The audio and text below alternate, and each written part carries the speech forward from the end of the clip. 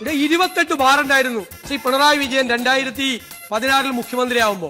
അതെന്തിനാടാ പന്നി ഇപ്പൊ പറഞ്ഞതല്ല, പിന്നീട് വരെ അവസരം കിട്ടിയില്ലെങ്കിൽ. ഇപ്പൊ കേരളത്തിലെ ബാറിന്റെ എണ്ണത്തിന് 900 ചില്ലാൻ ബാറായി. കാരണം മദ്യവ്യാപനം തടയാൻ വേണ്ടിട്ട്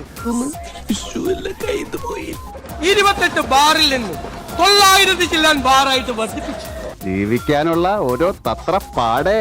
ബീവറേജ് കോർപ്പറേഷന്റെ അല്ലല്ല അതെന്താ അറിയോ, ഇപ്പോഴത്തെ ബാറിൽ കൂൾ ഡ്രിങ്ക്സ് ആണ് ഇരിക്കുന്നത്. നീ എത്ര അഡ്ജസ്റ്റ് ചെയ്താലും ശരിയാവില്ല, നിന്റെ മുഖത്ത് ഇപ്പോഴും ഉണ്ട് ഒരു ചമ്മല്. മനസ്സിലായില്ലേ? 28 ബാറിൽ നിന്ന് 900 ചില്ലാൻ ബാറാക്കി. കേട്ടോട്ടെ. കേരളത്തിൽ മദ്യം ഒഴുക്കിയ ഒരു സർക്കാരിന്റെ പ്രതിനിധികൾ വന്ന് ഞങ്ങൾക്ക് ഉപദേശം നൽകുകയാണ്. ഇവൻ സമനില തെറ്റി ചെയ്യുന്ന ഈ ഇടയായിട്ട് ഇതിന്റെ സ്ഥിരം പരിപാടിയാ. മദ്യം വ്യാപിപ്പിക്കരുത്, മദ്യം വിഷമാണ്. അത് നിനക്ക് നേരത്തെ അറിയാമായിരുന്നു. ഏകദേശം അറിയായിരുന്നു.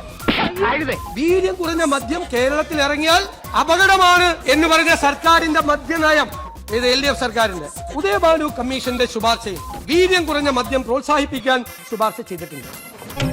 സാരില്ലടാ, നീ എവിടെ പരിപാടി അവതരിപ്പിച്ചാലും ഇത് തന്നെയാണല്ലോ നിന്റെ വിധി. ഞങ്ങൾ ഇതിന്ന് അങ്ങനെയൊന്നും പറയാത്താണ്. പക്ഷേ എത്ര കിട്ടിയെന്ന് ചോദിച്ചു കഴിഞ്ഞാൽ ഇതല്ലേ മറുപടി കൊടുക്കേണ്ടത്?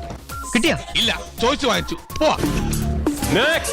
സാർ, സ്ത്രീ സുരക്ഷാ പെൻഷൻ വിതരണം ചെയ്യുന്നത് 2 മാസമായി മുടങ്ങിക്കിടക്കുകയാണ്. ഇത് തുടരുമോ? ഇങ്ങോട്ട് വന്നേ നീ, എന്നിട്ട് ഇങ്ങോട്ട് നിന്നേ നീ. സ്ത്രീ സുരക്ഷാ പെൻഷൻ ഈ നമ്മൾ ഉദ്ദേശിച്ച സാമൂഹ്യക്ഷേമ പെൻഷന്റെ ഭാഗമായിട്ടുള്ളതല്ല. അത് പുതിയതായി കഴിഞ്ഞ സർക്കാർ ഫെബ്രുവരി മാസത്തിൽ കൊടുത്തു തുടങ്ങിയതാണ്, തെരഞ്ഞെടുപ്പിന് തൊട്ടു മുമ്പായിട്ട്. ഒരു പണിവാളിയെ പോലെ തോന്നാ. സ്ത്രീ സുരക്ഷാ പെൻഷൻ സാമൂഹ്യക്ഷേമ പെൻഷനുമായി ഒരു ബന്ധവുമില്ലാത്തതാണെന്നും CPM-കാർ നാട്ടുകാരെ പറ്റിക്കാൻ വേണ്ടി തെരഞ്ഞെടുപ്പിലാക്കി ഫെബ്രുവരിയിൽ നടപ്പിലാക്കി 2 മാസം മാത്രം കൊടുത്ത ഒന്നാണെന്നും മറച്ചു വെച്ചുകൊണ്ട് സർക്കാരിനെ പ്രതിക്കൂട്ടിലാക്കാൻ നടത്തിയ ശ്രമം അതിന്റെ തട്ടിപ്പ് പുറത്തു കൊണ്ടുവന്നു. അതെ, ഞങ്ങൾ ചോറ് തന്നെ കൊണ്ടുവന്നേ. നോക്കൂ, ഒരു കാര്യവുമില്ലാതെ ചോദിച്ചു പണി വാങ്ങിയത്. പോയല്ലേ, എന്ത് ചീറ്റിന്ന്. മുതിർന്ന നേതാവും മുൻ മന്ത്രിയുമായ KC മൊയ്തീനായിരുന്നു അടുത്ത ഊഴം.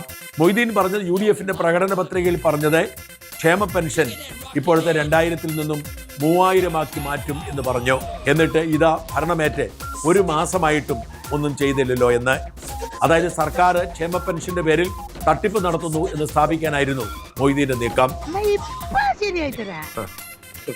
എന്തായാലും കഴിഞ്ഞ സർക്കാരിന്റെ കാലത്ത് 1600 രൂപയുടെ പെൻഷൻ 2500 രൂപയാക്കി വർദ്ധിപ്പിക്കും എന്നൊരു വാഗ്ദാനം ഉണ്ടായിരുന്നു. സാറേ, ആ സമയത്ത് മാസത്തിലങ്ങ് ആയിപ്പോയാണ് സാറേ അങ്ങനെയൊക്കെ. സാർ, അത് ആദ്യത്തെ 4.25 വർഷക്കാലം 1600 രൂപയിൽ നിന്ന് 1 രൂപ കൂട്ടിയില്ല. 4.25 വർഷമായപ്പോൾ തെരഞ്ഞെടുപ്പിന്റെ തൊട്ട് തലയാഴ്ചയാണ് 1600 രൂപ 2000 രൂപയാക്കി വർദ്ധിപ്പിച്ചത്. നിനക്കെന്തൊരു ബുദ്ധിയാടാ കീടമേ. എന്തായാലും അത്തരം ഒരു കാലതാമസം ഈ 3000 രൂപയുടെ കാര്യത്തിൽ ഈ സർക്കാരിന്റെ ഭാഗത്ത് നിന്ന് ഒരു കാരണവശാലും ഉണ്ടാവില്ല. ആ മൂപ്പര് ഒപ്പിക്കാൻ നടക്കുക. ഇത്രയും വലിയ ഗതികെട്ടവൻ ഈ ലോകത്ത് വേറെ ആരെങ്കിലും ഉണ്ടാവും എന്റെ കർത്താവേ.